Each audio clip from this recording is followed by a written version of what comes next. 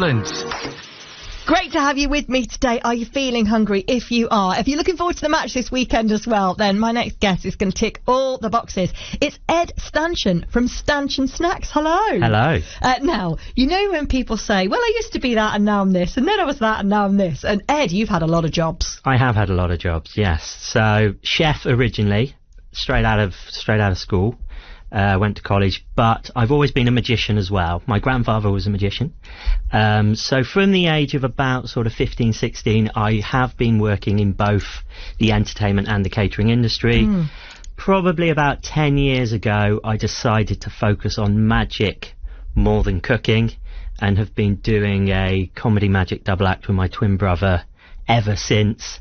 And now this project is kind of my foot back in the door of cooking, really, but in a very different way. You are creative. Well, we're going to have to, on another day, meet your twin brother. Fraternal or identical? Identical. Okay, well, we're definitely going to have to meet you and your twin brother. He's now. a bit of a nightmare to have around the place. He's very much the sort of, it would be like introducing a sort of a wet dog into the studio. You know? He'd be running around, pressing buttons. Yeah, exactly. Yeah. I love it. I love it. But you've managed to bring a bit of that showmanship into cookery and showcasing online how people can create the perfect match day snack. What have you been up to? So the idea is that for every Southampton game this season, league game, I create a match day snack that represents a past player of Southampton and our opponents, and sometimes the area of the opponents as well. Oh, okay.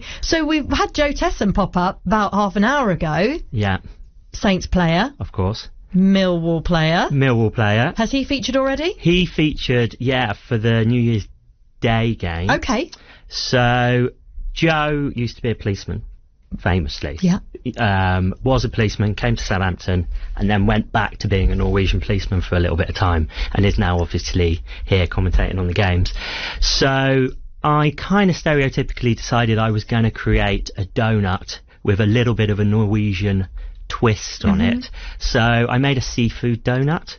So a very sort of traditional ring donut, the sort of donut batter itself was very traditional, which isn't sweet necessarily. No, not really, no. And I did an overnight prove, which is kind of the idea of this channel is I want people to actually be able to create these dishes. So normally to make a donut, you know, it's a very, very long process. So if you prove it overnight, you can spend sort of 3 hours doing it one day, sticking in the fridge, wake up in the morning and then finish it off.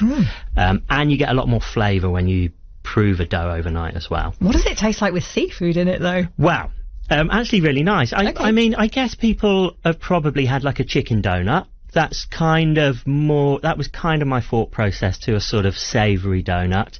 So it wasn't filled, ring donut, and then I glazed it in a prawn emulsion, which is just a fancy way of saying prawn mayonnaise, basically. A little bit of creme fraiche, a tempura battered prawn, and then some little bits of dill and a little bit of nori seaweed flakes as well. Wow.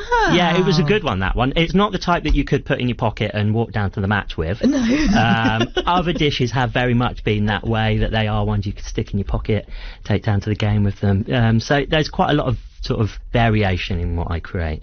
Let's talk more in a few moments' time. I'm joined in the studio by Ed Stanchion, who's behind the YouTube channel Stanchion Snacks. Now, someone told me that a stanchion is something at a football stadium. Is it your actual surname? No, or a not stage, at all. Or a stage name? No. Right, well, I don't know exactly what it is, and I'm hoping that Ed's going to educate me in just a moment's time. BBC Radio Solent. BBC Radio Solent. BBC Radio Solent. BBC must be coming up next week. BBC Radio Solent with me, Katie Martin. Oh, I'm going to be a bit unladylike now and start drooling, because I'm joined in the studio by Ed Stanchion, who's behind Stanchion Snacks. It's a YouTube channel, and Ed is a foodie, former chef, a footy fan, a Saints fan, and every home game Or every league game through this season, he's creating a snack, a matchday snack inspired by a player from the past and the 2 or 3 clubs that they've played at. And you've just given me a bar of chocolate, which is out of this world delicious. I've just given you the Stanchion, as you could call it. Okay, tell me all about it. So this was one I created for the Bristol away game, and it's quite an interesting one because sometimes I like to create something that represents the area as well. So the chocolate bar was actually invented in Bristol. So by Fry's. I was going to ask you, was it Fry's? It was Fry's. So have you ever had a Fry's peppermint cream? Yes. So that was kind of my starting block for creating this. But rather than a sort of peppermint filling, it's basically rum punch without the rum, reduced down. So pineapple, cranberry and lime as the filling, as that sort of creamy filling. It really stands out against the dark chocolate, which is surprising because you would think that those flavours, a tropical, might not sit alongside a dark chocolate, but it really does. Yeah, and this is one of those ones that one of the great things about this project is that I am sort of creating stuff that I don't normally do. So this is the first time I've ever really made a chocolate bar. I've never really done a lot of sort of pastry work in my time. But when I had the idea of doing this, I've obviously got lots of friends in the industry, so I sort of text my mates who have worked in sort of pastry departments, being like, I want to make a chocolate bar, what do I do?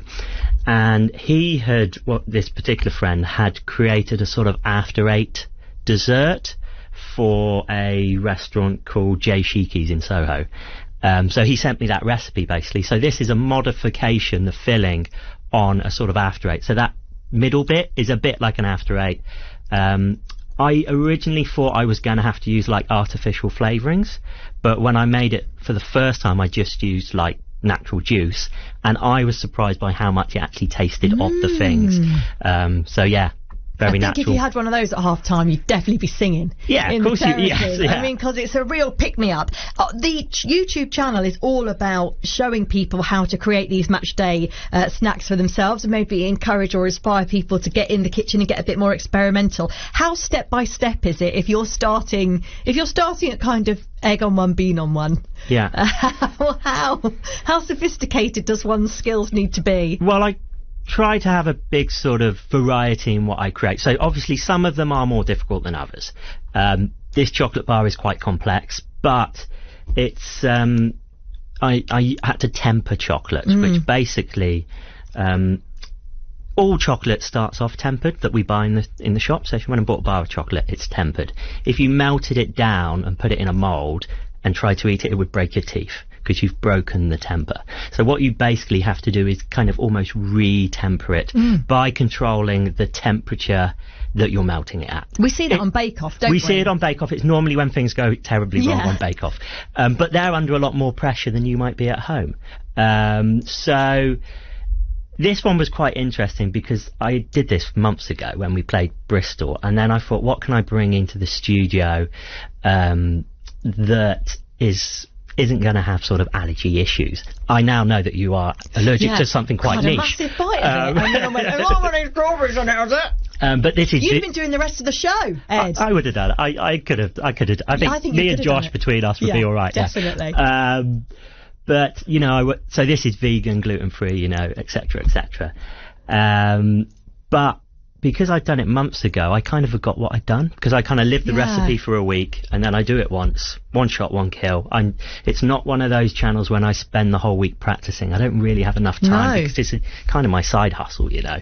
So everything I do, I only cook it once, and if it works, it works. If it doesn't work, it doesn't work. So there's a few things that have kind of not turned out perfect, but I think that's kind of quite nice for people to see.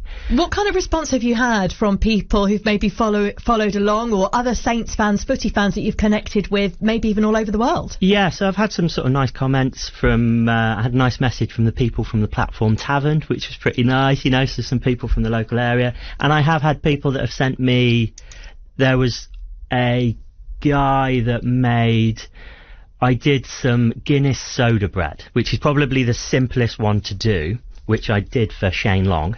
and someone did send me a picture of their soda bread that they made on Christmas Day. Oh, fantastic. And that turned out well, yeah. Oh, no, that must be really good to connect with people in that way, and just so many different creative ideas. I hope lots of people come and have a look at Stanchion Snacks on YouTube, and we shall look forward to meeting you and your twin brother. Yes. On another day. On another day. For some magic chat. Superb, yeah. Looking forward to it. And now, stuff. Ed Stanchion, we didn't even get to talk about why your name is Stanchion. It's not actually your real surname. It's not my real surname, but it's no. part of a old school football stadium. It's the thing that in the lower leagues you will still see a stanchion, but not so much in the sort of Premier League and the Championship. But it's the little bit at the frame of the goal that keeps the net up. The bit that looks like half a coat hanger. It does look like, yeah, exactly. That's it. And now we know. That's the stanchion. We know. That's the stanchion. We know. That's the stanchion. We know. That's the stanchion. We know.